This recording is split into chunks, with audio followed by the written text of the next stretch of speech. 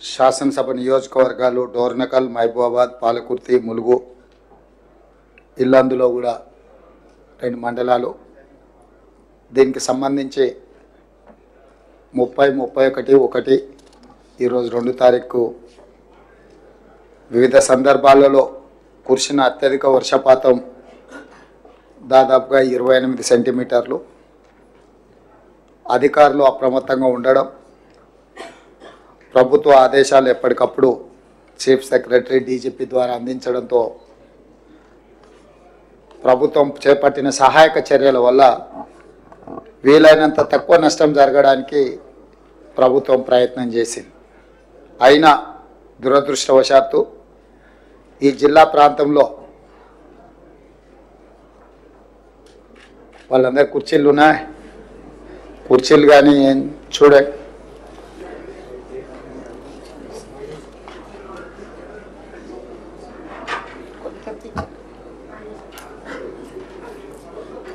ప్రభుత్వం ముందస్తుగా అప్రమత్తంగా జాగ్రత్తగా వ్యవహరించినా కూడా ఈ జిల్లా ప్రాంతంలో ప్రాణ నష్టం, ఆస్తి నష్టం, ప్రభుత్వ ఆస్తులు దెబ్బతినడం ఇవన్నీ కూడా జరగడం బాధాకరం. అందుకే సచివాలయం నుంచి, కమాండ్ కంట్రోల్ రూమ్ నుంచి ప్రత్యక్షంగా అధికారులు, మంత్రులు, నేను పర్యవేక్షిస్తూ అన్ని రకాల సహాయక చర్యలు చేపట్టి రాష్ట్రానికి వచ్చిన విపత్తు నుంచి రాష్ట్రాన్ని కాపాడే ప్రయత్నం చేస్తూనే ఉన్నాం. ఈరోజు అందులో భాగంగా మహబూబాబాద్ జిల్లా కలెక్టర్ కార్యాలయంలో అధికారుల నివేదికను తీసుకొని అధికారులకు, అదేవిధంగా జిల్లాకు సంబంధించిన మంత్రులు, ఇన్ఛార్జ్ మంత్రి గారికి సూచనలు చేస్తూ సహాయక చర్యలు చేపట్టడానికి ఈ సమావేశంలో నిర్ణయించడం జరిగింది. ఈ జిల్లా పరిధిలో 4 మృతి చెంది 2 ఈ జిల్లాకు సంబంధించిన వాళ్ళు, 2 పక్క జిల్లాకు సంబంధించిన వాళ్ళు 4 చనిపోవడం బాధాకరం. అదేవిధంగా రోడ్లు కూడా డ్యామేజ్ అయినాయి, 8 రోడ్లు, అదేవిధంగా ట్యాంకులు, అదేవిధంగా పంచాయతీరాజ్కు సంబంధించిన రోడ్లు, నేషనల్ హైవేస్కు సంబంధించిన రోడ్లు, అదేవిధంగా క్రాప్ డ్యామేజ్ దాదాపుగా పంటల నష్టం 27,639 ఎకరాలు, దాదాపుగా 30,000 ఎకరాల పంట నష్టం. అదేవిధంగా పశు సంపద, పశువులు కావచ్చు, బర్రెలు కావచ్చు, మేకలు కావచ్చు, గొర్రెలు కావచ్చు, ఇవన్నీ కూడా దాదాపుగా 215 చనిపోవడం, అదేవిధంగా 45 ట్యాంకులు తెగిపోవడం, అదేవిధంగా పక్కా ఇళ్ళు ఒక 3 పాక్షికంగా డ్యామేజ్ అవ్వడం, ఒక 15 ఇళ్ళు కచ్చా హౌస్లో ఒక 15 ఫుల్గా డ్యామేజ్ అవ్వడం, 96 ఇళ్ళు పాక్షికంగా డ్యామేజ్ అవ్వడం, అదేవిధంగా పవర్ విద్యుత్తు 106 గ్రామాలలో విద్యుత్తు అంతరాయం జరగడం, అదేవిధంగా మహబూబాబాద్ మున్సిపాలిటీలో దాదాపుగా వివిధ ప్రాంతాలలో రోడ్లు 11-12 కోట్ల రూపాయలకు సంబంధించిన అంచనాలు ప్రాథమికంగా అందుతూనే మున్సిపాలిటీలో కూడా రోడ్లు డ్యామేజ్ అవ్వడం, వీటన్నిటినీ ప్రభుత్వం పర్యవేక్షిస్తూ రిలీఫ్ సెంటర్స్ని 7 ప్రారంభించి దాదాపుగా 680 మందికి భోజన వసతులు, ఇతర సహాయక చర్యలు రాష్ట్ర ప్రభుత్వం చేపట్టింది. సీతారామ తండా అర్ధరాత్రి 3 గంటలకు వచ్చిన వరద ఉధృతితోని తండలో ఉన్న వాళ్ళని అందరినీ కూడా అత్యధికంగా వర్షం వచ్చి అక్కడ కల్వర్టు రోడ్డు కొట్టుకపోయి అక్కడ కారులో 2 చనిపోయి ఆ తండా ప్రజలందరూ బిక్కుబిక్కు అంటుంటే ఎస్ఐ గారు అక్కడికి వెళ్ళి సహాయాన్ని అందించి వాళ్ళందరినీ కూడా కాపాడి ఆ తండాకు అండగా నిలబడ్డందుకు ఆ ఎస్ఐ గారిని కూడా, ఎస్ఐ గారి పేరు నగేష్ అనే ఎస్ఐ సహాయక చర్యలలో ధైర్యంగా వాళ్ళకు అండగా నిలబడ్డందుకు రాష్ట్ర ప్రభుత్వం నగేష్ ఎస్ఐని కూడా అభినందిస్తుంది. ముఖ్యంగా రెవెన్యూ సిబ్బంది, పోలీస్ సిబ్బంది నిరంతరం అహర్నిశలు పనిచేయడము, అప్రమత్తంగా ఉండడము, ప్రజలకు సహాయక చర్యలు చేపట్టడం వల్ల ఈ జిల్లాలో పరిస్థితులు అదుపులోకి వచ్చినాయి. తక్కువ ప్రాణ నష్టం, తక్కువ ఆస్తి నష్టం జరిగింది.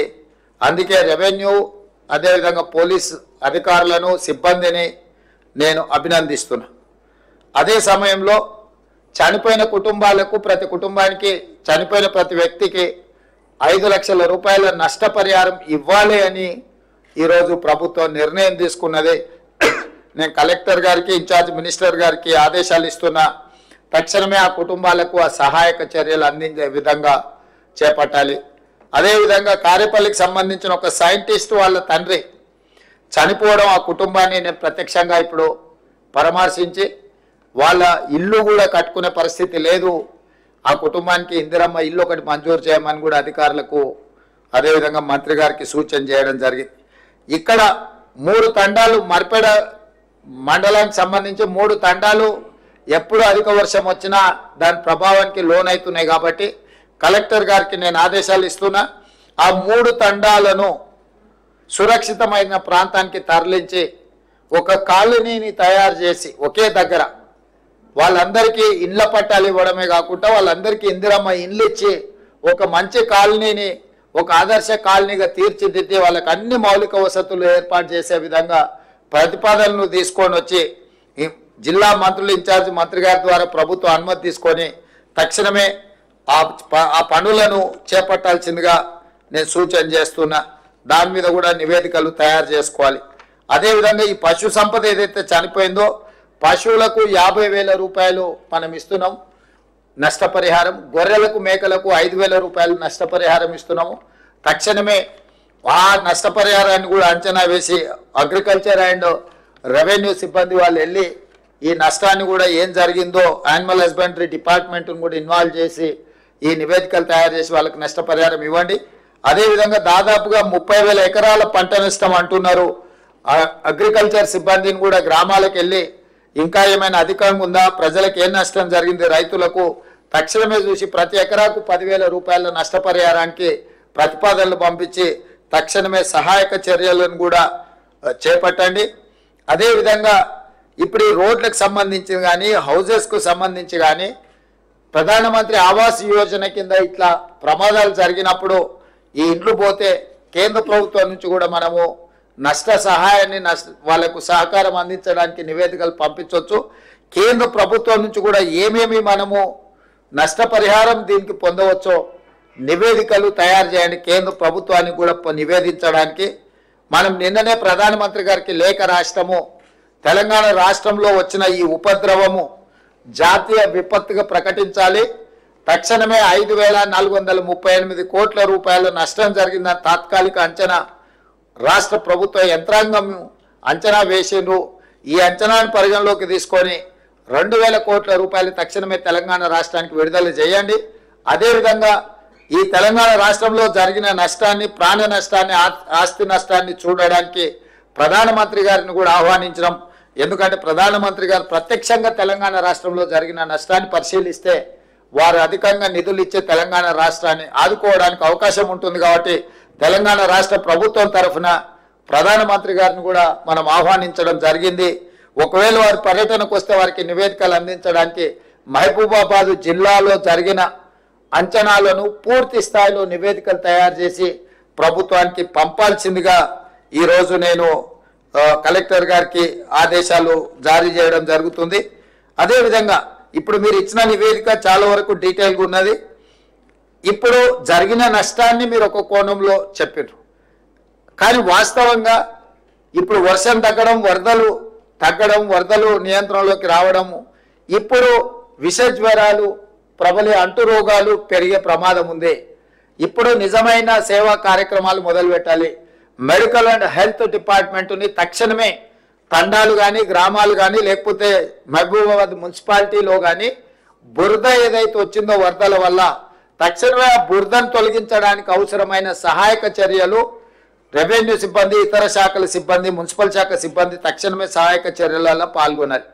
అదేవిధంగా ప్రజలకు ఇళ్లలో వచ్చిన బురద గడుపుకోవడానికి నీళ్లు కూడా అత్యధికంగా అందుబాటులో ఉంచే విధంగా ఒకవేళ మీకు నల్లాల ద్వారా ఇవ్వగలిగితే ఫుల్ టైం వాటర్ ఇవ్వండి.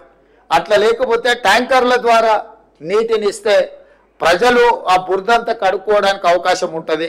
అదేవిధంగా రోడ్ల మీద కూడా నీళ్ళ ట్యాంకర్లను నీళ్లు కొట్టడం ద్వారా ఈ బురదను మనం తొలగిస్తే అంటు రోగాలు ప్రబలడానికి తక్కువ అవకాశం ఉంటుంది.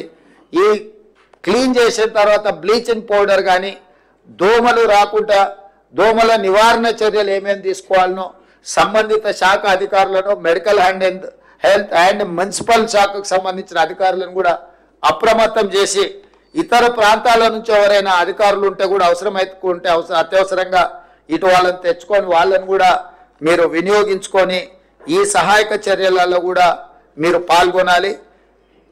నేను స్పష్టంగా జిల్లా ఇన్ఛార్జ్ మంత్రి గారికి సూచన చేస్తున్న, అధికారులకు ఆదేశాలు ఇస్తున్నా, ఎక్కడైతే ఈ నష్టం జరిగిందో, ఎక్కడి ప్రజలకైతే కష్టం వచ్చిందో ఇతర ప్రాంత అధికారులను మీరు తీసుకోండి.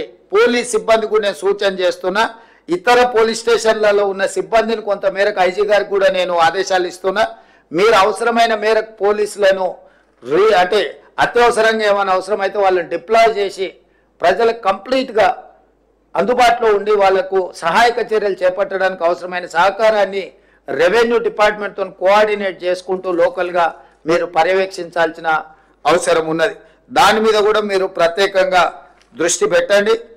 ఈరోజు ప్రభుత్వము అన్ని రకాలుగా ముందస్తుగా వాతావరణ శాఖ నుంచి నివేదికలు తెప్పించుకొని ముందస్తుగా ఈ నివేదికలన్నీ తెప్పించుకొని ఎక్కడైతే అధిక వర్షపాతం కురవబోతుందో ఒక అంచనాకు వచ్చే అధికారులను అందరిని అప్రమత్తం చేసి 24 గంటలు పర్యవేక్షించడం వల్ల ఈరోజు చాలా వరకు నష్టాన్ని తగ్గించగలిగినాం. 100% మనం నివారించాలని అనుకున్న ప్రకృతి ఊహించని విధంగా చేసిన దాడితోని కొంత నష్టం జరిగింది.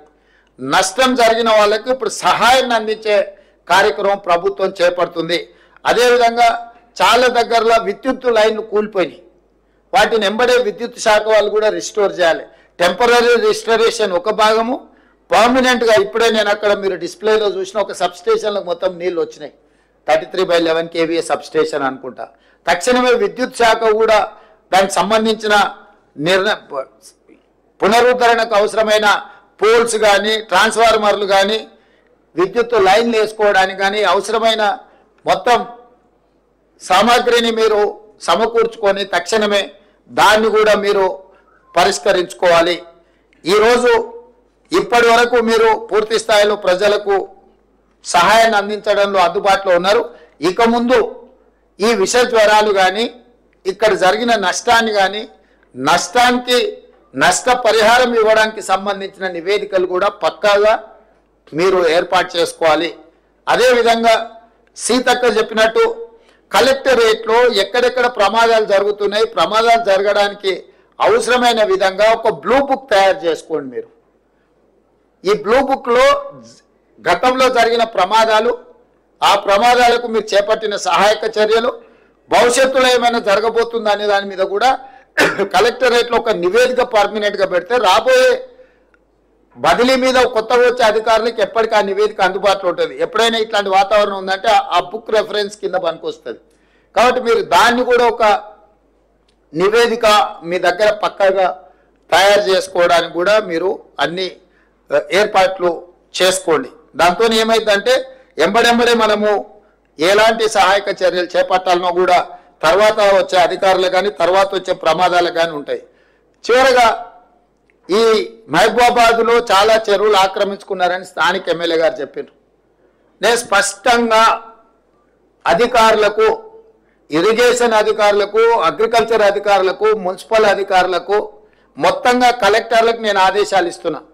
హైదరాబాద్లో ఏ విధంగా అయితే లేక్ ప్రొటెక్షన్ కోసం మనం హైడ్రా పెట్టి ఒక ప్రత్యేకంగా డ్రైవ్ మొదలు పెట్టినామో, కొంతమంది స్వార్థపరులు ఈ చెరువులను ఆక్రమించుకొని వాళ్ళు ఇల్లు కట్టుకోవడమో, ఫామ్ హౌజులు కట్టుకోవడమో, లేకపోతే ఆ స్థలాలను ఆక్రమించి లేఅవుట్లు వేసి అమ్ముకోవడం ఏదైతే చేస్తున్నారో ఇది క్షమించరాని నేరము. ఇవాళ ప్రకృతి వైపరీత్యానికంటే కూడా ఇలాంటి ఆక్రమణదారులు చేసిన తప్పుడు చర్యల వల్ల తీరని నష్టం మనకు జరుగుతున్నది. దీనికి ఎక్కడో ఒక దగ్గర పులి స్టాప్ పెట్టవలసిన బాధ్యత ప్రభుత్వం మీద ఉన్నది. అందుకే ఎంత ఒత్తిడి వచ్చినా వెనక్కి తగ్గకుండా హైడ్రాన్ తీసుకొచ్చి అధికారులను అప్రమత్తం చేసి ప్రభుత్వం దగ్గర ఉన్న లేక్లకు సంబంధించి చెరువులకు సంబంధించిన వివరాలను సేకరించి full tank level, buffer zone, అదేవిధంగా క్యాచ్మెంట్ ఏరియాలో అంటే నాలాలు ఏవైతే ఆక్రమించుకున్నో వాటి అన్నిటిని కూడా తొలగించే కార్యక్రమం చేపట్టినాం. ఇవాళ ఇది జిల్లాలకు కూడా విస్తరించాలి అని చెప్పి డిమాండ్ వస్తుంది. నేను అనేది ఏంటంటే హైదరాబాద్ పరిమితిలో ఒక ఏర్పాటు చేసిన యంత్రాంగము జిల్లాలలో కూడా మీరు ఇట్లాంటిది ఒక సిస్టమ్ ఎవాల్యుయేట్ చేసుకోండి. ఎవరున్నా తొలగించాల్సిందే. ప్రకృతి మీద మనం దాడి చేస్తే ప్రకృతి మన మీద దాడి చేస్తుంది. ఈ గుణపాఠం జరిగిన సంఘటనల నుంచి మనం నేర్చుకోవాలి.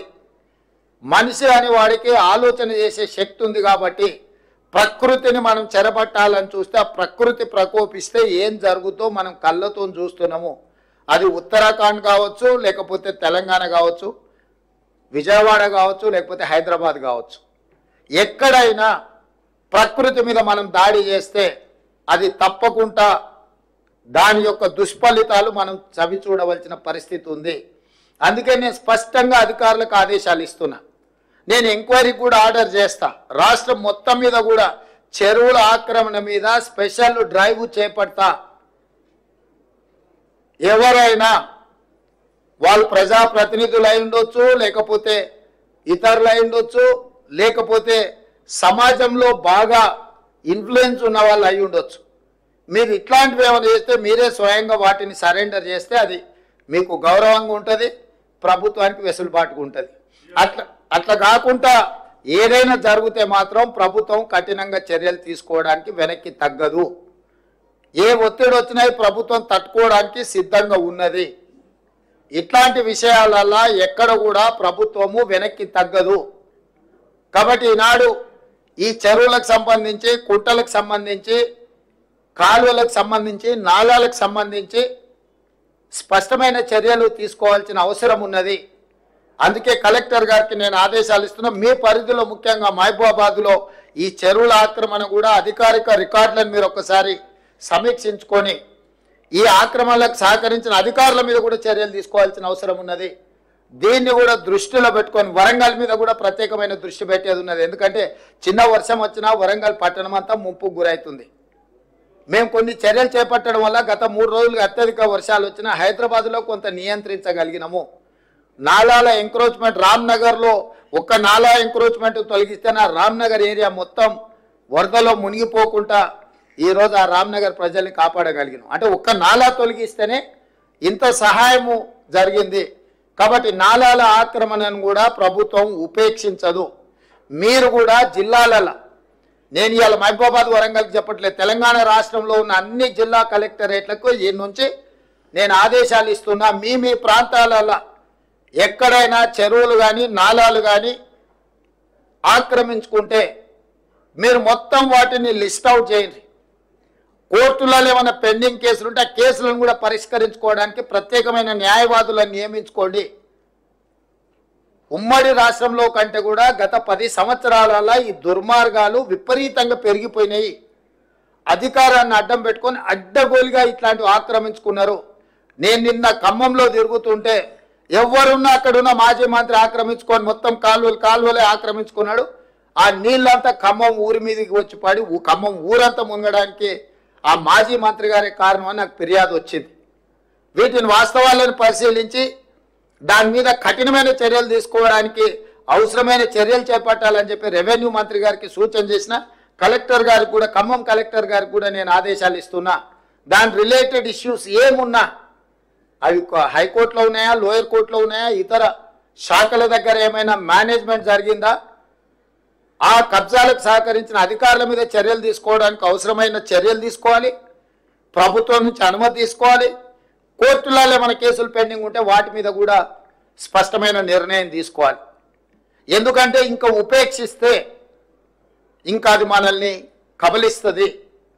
ఇవాళ జరుగుతున్న పరిణామాలు, పేదోళ్ళ ప్రాణాలు, ఆస్తుల నష్టం పోయిన తర్వాత కూడా ఇంకా ప్రభుత్వం మీనమేషాలు లెక్క పెట్టుకుంటూ కూర్చుంటే ఇది మంచిది కాదు. కాబట్టి నేను స్పష్టంగా మీడియా మిత్రుల ద్వారా తెలంగాణ రాష్ట్రంలో ఉండే అందరు అధికారులకు నేను ఆదేశాలు ఇస్తున్నా. ముఖ్యంగా చెరువులను ఆక్రమించుకున్న ఎంతటి వారున్నా తొలగించాల్సిందే. దీనికి మొదట నివేదికలు తయారు చేయండి. హడావిడి చేయడం వల్ల ప్రయోజనం లేదు. పకడ్బందీగా నివేదికలు తయారు చేసి ఆక్రమణలు గుర్తించి అవసరమైతే కోర్టు నుంచి అనుమతి తీసుకుందాం. ఈ ఆక్రమణలు తొలగించడానికి విధి విధానాలు పాటించుకుంటూనే పక్కాగా చర్యలు తీసుకుందాము. ప్రభుత్వం ఇది ఒక ప్రత్యేక కార్యాచరణ కింద తీసుకుంటుంది. ఈ ప్రభుత్వం ప్రాధాన్యతతో కూడుకున్న పనులలో చెరువుల యొక్క ఆక్రమణలను, నాలాల ఆక్రమణలను తొలగించేది చాలా అత్యంత ప్రాధాన్యతతో కూడిన కార్యక్రమంగా తీసుకుంటాం. మేము రకరకాలుగా స్పందిస్తున్నారు నాయకులు. కొంతమంది ఈయననే ఇప్పుడే ముఖ్యమంత్రి అయినా, ఇప్పుడే వచ్చిండా అని. అవును ఆయన, నేను ఇప్పుడే ముఖ్యమంత్రి అయినా, ఇప్పుడే అధికారం వచ్చింది, అధికారం పేద ప్రజలకు ఉపయోగిస్తున్నాను. నేను ఇన్నాళ్ళు మీ చేతుల అధికారం ఉండి మీరు ఆ ప్రభుత్వంలో మీరు మంత్రిగా పనిచేసారు. మీరు ఆక్రమించుకుంటుంటే కళ్ళు మూసుకొని ఉన్నారు. ఇప్పుడు నేను కనీసం చేయాలనే ప్రయత్నం చేస్తున్న కొంతమంది నాయకులు మాట్లాడుతున్నారు. నేను వాళ్ళ పేర్లు ప్రస్తావించదలుచుకోలేదు, ఎందుకంటే ఇది కొంత ప్రజలు ఇబ్బంది పడుతున్న, కష్టపడుతున్న సందర్భం. పెద్ద రాజకీయాలకు తావియదలుచుకోలేదు. ఇక రెండవది, అమెరికాలో జల్సాలలో మునిగి తేలుతున్నాయని కూడా ట్విట్టర్లో మా ప్రభుత్వాల మీద, మంత్రుల మీద దాడి చేస్తున్నాడు. నిజంగానే నీకు కన్సర్న్ ఉంటే 4 రోజుల నుంచి ప్రతిపక్ష నాయకుడు ఒక పలుకు కూడా పలకలే, బయట కూడా కనిపిస్తలేడు. ఆయన ఎక్కడున్నాడో తెలియదు. ఆయన పుత్రుడు అమెరికాలో జల్సాలు చేసుకుంటే ఆయన ప్రభుత్వం మీద బురద జల్లే ప్రయత్నం చేస్తుడు. 4 రోజుల తర్వాత మేము ప్రశ్నిస్తే ఇవాళ ఒక ఆయన బయలుదేరాడు, సూర్యాపేట పోయిందంట, ఆ నుంచి ఖమ్మం పోయిందంట. 100 ఎలుకలు తిరిగిన పిల్లి తీర్థయాత్రలు పోయిందంట, ఇంక ఇట్లాంటి తప్పులు చేయనని. 10 ఏళ్ల నుంచి ఆక్రమించుకున్నది మీరే. ఖమ్మంకు వెళ్ళిన మాజీ సాగునీటి పారుదల శాఖ మంత్రి హరీష్ రావు గారు, మిమ్మల్ని సూటిగా నేను అడుగుతున్నా, మీ మాజీ మంత్రి పువ్వాడ అజయ్ ఆక్రమించుకున్న కాలువల్ని తొలగించడానికి మీరు ఖమ్మంలో డిమాండ్ చేయగలరా? నేను మీ దగ్గరికి అధికారులను పంపిస్తాను. ఎందుకంటే మీరు గతంలో చెరువులకు సంబంధించిన minor irrigation and major irrigation మినిస్టర్గా మీరు పనిచేసినారు. రాష్ట్రం పట్ల పూర్తిగా సంపూర్ణమైన అవగాహన ఉందని మీరు పదే పదే మాట్లాడుతుంటారు హరీష్ రావు గారు. పువ్వాడ అజయ్ ఆక్రమించుకున్న కాలువలను తొలగించడానికి మీరు చిత్తశుద్ధితోని మీరు సహకరిస్తారా? ఈ ఒక్క ప్రశ్నకు సమాధానం చెప్పిన తర్వాత ఇక ప్రభుత్వం ఈ వర్షంలో బాధ్యతాయుతంగా వ్యవహరించిందా, వ్యవహరించలేదా ప్రజలు తెలుస్తారు. మేము బాధ్యతాయుతంగా వ్యవహరించకపోతే ప్రజల దగ్గరికి మేము వెళ్ళగలిగే వాళ్ళం కాదు. ప్రతి క్షణం మా మంత్రులు కార్యాచరణ స్థానికంగా ఉన్నారు. స్టేట్ అంతా సమన్వయం చేసుకొని అధికారులకు ఆదేశాలు ఇచ్చి ఒక స్పష్టమైన నిర్దిష్టమైన కార్యాచరణతో నేను బయలుదేరి 2 రోజుల నుంచి ప్రజలలో తిరుగుతున్నా. ఇది మా ప్రభుత్వం యొక్క చిత్తశుద్ధి. 10 సంవత్సరాలు మీరు అధికారంలో ఉన్నారు. ఏ రోజైనా చంద్రశేఖరరావు గారు వరదలు వచ్చినా, ప్రమాదాలలో ప్రజలు చనిపోయినా ఒక్క రోజైనా పరామర్శించడానికి వారు బయటకు వచ్చిండ్రా? ఒక్క రోజైనా ఆ కుటుంబాల దగ్గరికి చంద్రశేఖరరావు గారు వెళ్ళిండ్రా? మీ దగ్గర రికార్డు ఉంటే తీయండి. 2014 నుంచి 2024 జనవరి వరకు చాలాసార్లు వర్షాలు, వరదలు, ప్రజలు చనిపోవడం, ప్రమాదాలు జరగడం మనం కళ్ళతో చూసినాం. చంద్రశేఖరరావు వరదలు వచ్చినప్పుడు ఏ ప్రజల దగ్గరికి వెళ్ళిండో ఒక్క ఆధారం చూపించండి. మాసాయిపేటలో రైలు కింద వాడి స్కూల్ పిల్లలు 30-40 మంది చచ్చిపోతే ఆయన సొంత నియోజకవర్గం. పసిపిల్లలు చచ్చిపోతే కూడా ఆ కుటుంబాలను పరామర్శించడానికి ఓలే.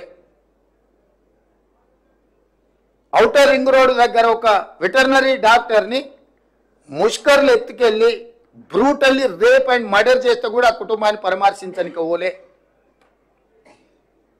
మానవత్వం లేని వ్యక్తిగా 10 సంవత్సరాలు ప్రభుత్వాన్ని నడిపిన మీరు ఈరోజు ప్రజలలో ఉన్న మమ్మల్ని ప్రతి క్షణం ప్రభుత్వం అప్రమత్తంగా ఉండి పనిచేస్తుంది. ఇవాళ పక్క రాష్ట్రంలో, మన రాష్ట్రంలో కృష్ణా జిల్లా, ఖమ్మం జిల్లా కౌలపిల్లలాగా ఉంటాయి పక్కన పక్కన. ఒకే రకమైన వర్షము, ఒకే రకమైన పరిస్థితులు ఉంటే అవతలెంత జరిగింది నష్టం, యువతలెంత జరిగిందో ఒక అంచనా వేయండి. ఈ ప్రభుత్వం అప్రమత్తంగా ఉందో లేదో. అవతల నష్టం జరగడం కూడా బాధాకరం. అవతల జరిగి ఉండొద్దు, యువతల జరిగి ఉండొద్దు. కాకపోతే ఈ ప్రభుత్వం అప్రమత్తంగా ఉందా లేదా అనే దానికి ఒక సరిపోల్చుకోవడానికి 2 పక్కనే ఉన్నాయి. మీరే చెప్తారు అవతల రాష్ట్ర ముఖ్యమంత్రి గారు అప్రమత్తంగా ఉన్నారు, సంతోషం, మంచిది. వారి అనుభవంతో అప్రమత్తంగా ఉండి ఆ జిల్లాను, ఆ రాష్ట్రాన్ని ఆదుకోవడానికి ప్రయత్నం చేశారు. అదే సందర్భంలో ఈ రాష్ట్ర ముఖ్యమంత్రి కూడా 24 గంటలు కంటిన్యూస్గా 30 తారీఖు నుంచి ఈరోజు కంటిన్యూస్గా పర్యవేక్షిస్తూనే ఉన్నాం, చర్యలు తీసుకుంటూనే ఉన్నాం. రెండింటిని పోల్చి చూడండి. మరి అవతల రాష్ట్రంలో ప్రతిపక్ష నాయకుడు లేకపోతే మా నాయకురాలు షర్మిల గారు ప్రజలకి వెళ్ళి కష్టపడ్డోళ్ళ దగ్గర, ఇక్కడ ఉన్న ప్రతిపక్ష నాయకుడు ఎక్కడున్నాడు? అసలు ఉన్నాడా? ఎందుకు కనిపిస్తలేడు? ఎందుకు మాట్లాడతలేడు? ఆయన కొడుకెక్కడ ఉన్నాడు? అమెరికాలో లేడా? అమెరికాలో జల్సాలు చేయట్లేదా? అమెరికాలో జల్సాలు చేసేటోడు కూడా మా 10 ఏళ్ళ అధికారం అనుభవించి 1,00,000 కోట్లు అక్రమంగా సంపాదించుకొని అమెరికాలో జల్సాలు చేస్తున్నాడు కూడా ఈరోజు ఈ ప్రభుత్వం మీద దాడి చేస్తున్నారు. అయినా ఈ ప్రభుత్వం మనోధైర్యం కోల్పోదు. ధైర్యంతో ప్రజలకు అండగా నిలబడి ప్రజల్ని ఆదుకోవడానికి ప్రయత్నం చేస్తుంది. స్వచ్ఛంద సంస్థల్ని సమాజంలో ప్రముఖులుగా భావించే వాళ్ళను, కార్పొరేట్ కంపెనీలకు నేను విజ్ఞప్తి చేస్తున్నా, ప్రజలు కష్టాలలో ఉన్నారు, మీ చేతనైన ఆర్థిక సహాయాన్ని అందించండి. మానవత్వం ప్రదర్శించాల్సిన అవసరం ఉన్నది. ఈరోజు మానవీయ కోణంలో వీళ్ళందరూ కూడా ఆలోచన చేసి చెయ్యగలిగిన సహాయాన్ని ఈ పేదలకు అందించండి. సహాయం అందించని వాళ్ళు మనోధైర్యాన్ని ఇవ్వండి. మేము మీకు అండగా నిలబడ్డాము అని ఒక మంచి మాట అయినా మాట్లాడండి.